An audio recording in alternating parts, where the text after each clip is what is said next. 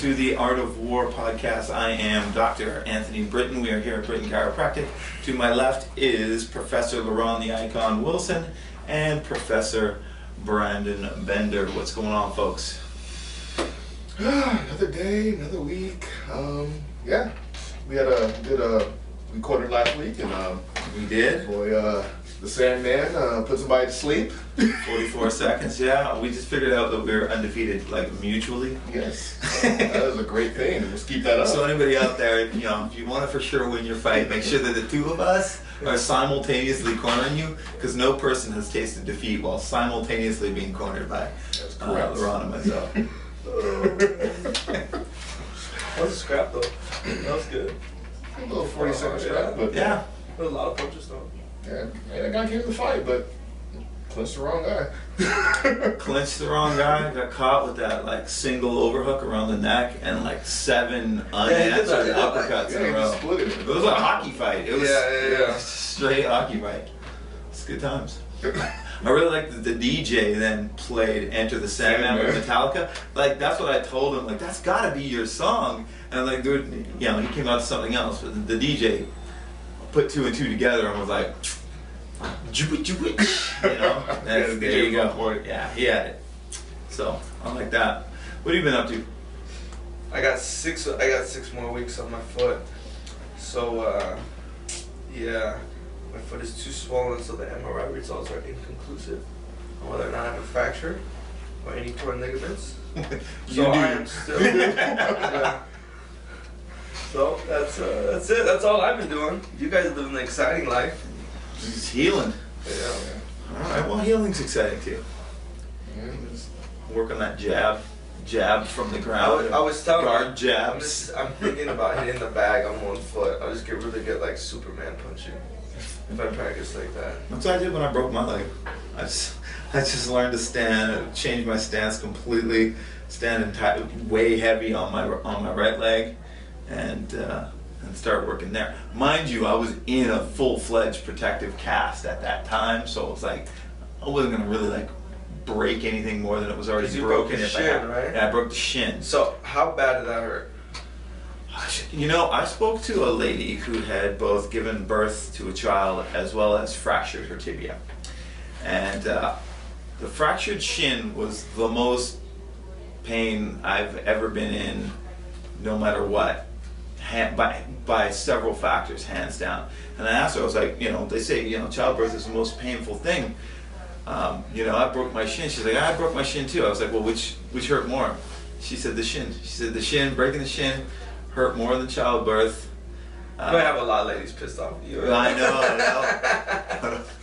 Go out and break your shin, and then you can tell. You talk to me, but it's because of the tibial nerve is such a big nerve, and like it depends on where you break your shin. That just seems so like I can't watch it. Like when people post videos, I get so mad if I click on it and I see a shin break. Dude, everybody I know was playing me shin break videos when I broke my shin. I'm like, I know. It happened to me. I don't want to see videos like, hey, guess what? No, I would. Why do I want to watch videos of other people breaking their shins when I just broke my shin? I must have got that in my inbox like every damn week. Some friend of mine was sending me this video that they thought I'd find interesting. You're like, no.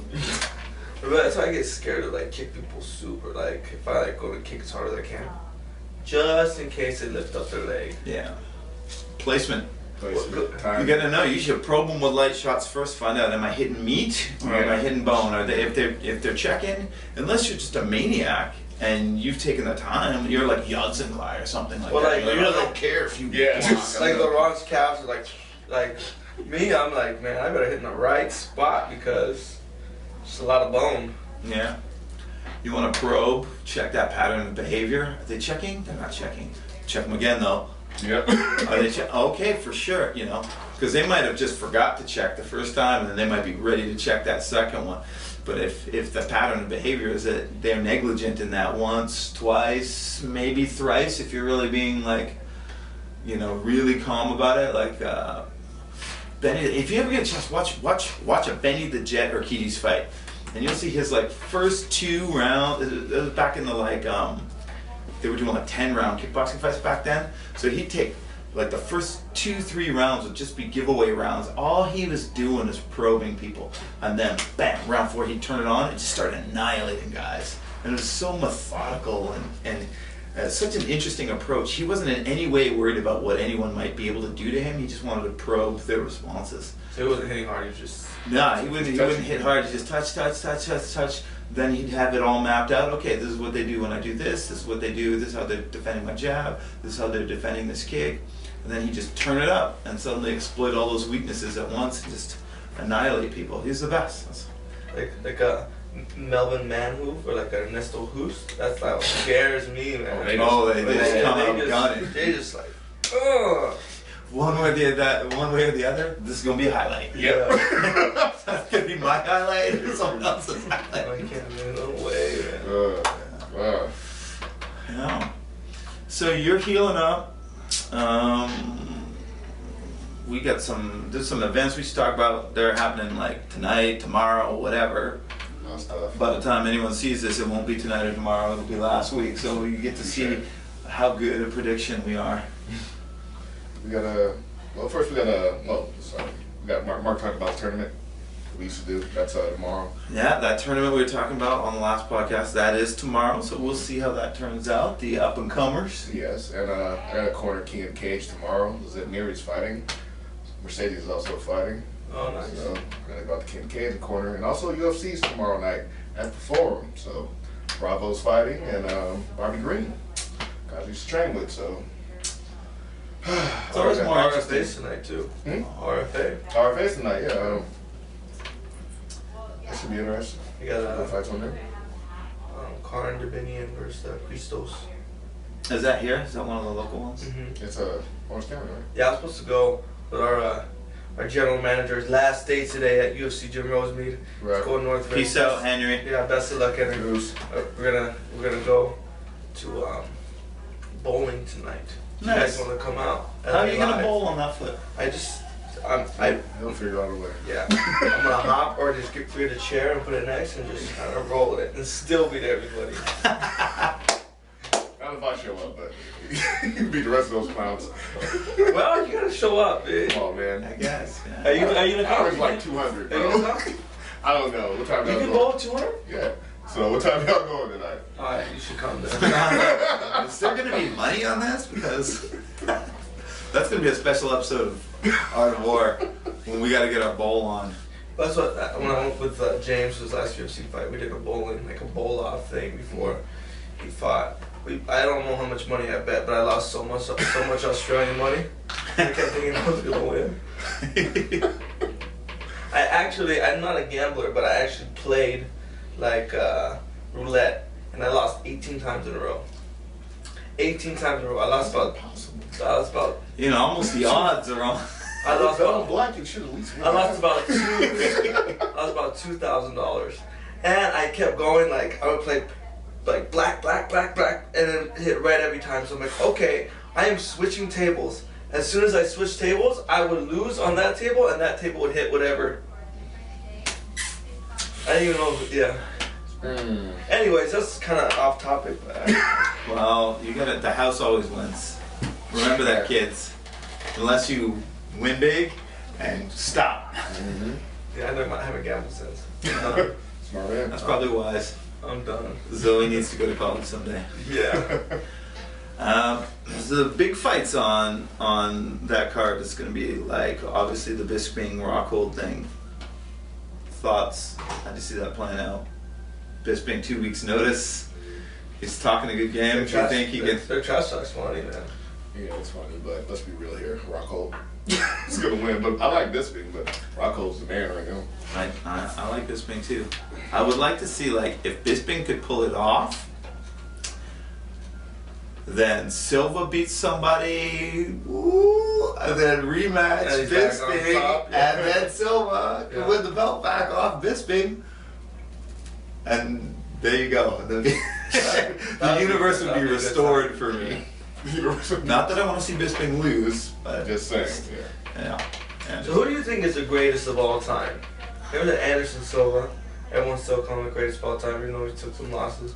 Who do you guys think is really the greatest? Well, anyone who fights like forever will take a bunch of losses. Ali took losses. Yeah. But if you're talking about the greatest of all time, like in their If you take their run, Like in their run, in their prime, in their fighting run, in their the best at the time. you gotta say Silva, right? Or GSP?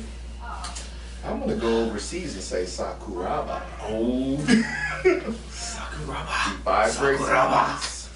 Have Carlos Newton beat Vitor. I can go on and on. It was a dope span he had of beating guys. Well, but then there's also the Russian. Oh yeah, Fedor. You know? But Sakuraba fought tougher guys. Is what I'm saying. And he also had to fight he fought Way out of outside the of his weight class. Way out of his weight class. How many fights does Fedor? He doesn't have very many fights on his record. Yeah. 30, something like Oh, he that. does? Yeah, Alright. that'll do. Yeah. Alright, well I guess For I don't know what most I'm talking people. about. I don't check it out very often. I know it's less than that. You know? But greatest of all time, I don't know. You know, I mean, there's things that Anderson would do.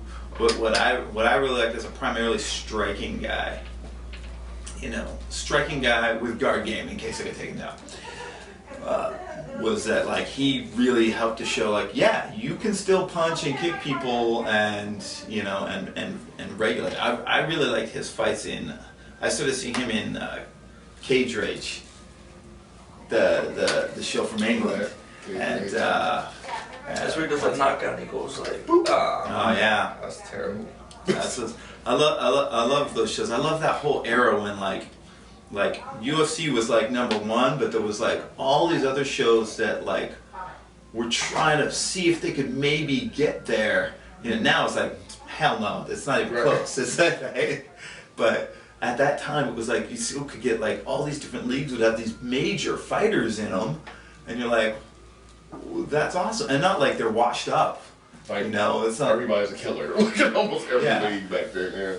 And UFC just simply, you know, didn't have the roster space to have them all on. Now they've got, you know, damn near everybody with a few outliers that, you know, are intelligently, you know, playing their position. Guys like, you know, Ben Henderson, or not intelligently playing their position, going to Bellator and getting worked. I was Is he in the army now? You went to the army after that? I think he's doing like reserves or something like that. Like he's gonna fight and do that, but then still, yeah, that's. Oh, okay. That works. I don't know. He might have changed his mind. He might have watched our podcast last week and been like, maybe I'm not gonna do that. Join the Air Force. Join the Air Force. Air Force. You can pilot. Yeah. Nobody's gonna get me up there. Just do a desk job. You know. Faber and Cruz. Faber Cruz 3. So I saw a great meme with Cruz the other day. Who has taken less damage than Cruz? There's a meme that says no one has taken less damage than me or something like that. And at the bottom, CM Punk. Oh yeah, I saw that. That's a good one, right? That was a good I was one. cracking up. I saw that one. Does CM Punk ever fight? No, he's going to. Yeah, they already got his opponent and everything. Yeah? Yeah. Well, I know they've got his opponent. Yeah. And his opponent has fought in the UFC. But all I'm saying is, does he really fight in the UFC? Or do you think, like, in training, he's like, whoa, this is what holy smokes like? Hey. I mean, how do you go from 0 to that? I'm not, you know. I think it's so disrespectful to the sport. When people are trying to come in. Can you go to a major league like baseball team or like a major league like?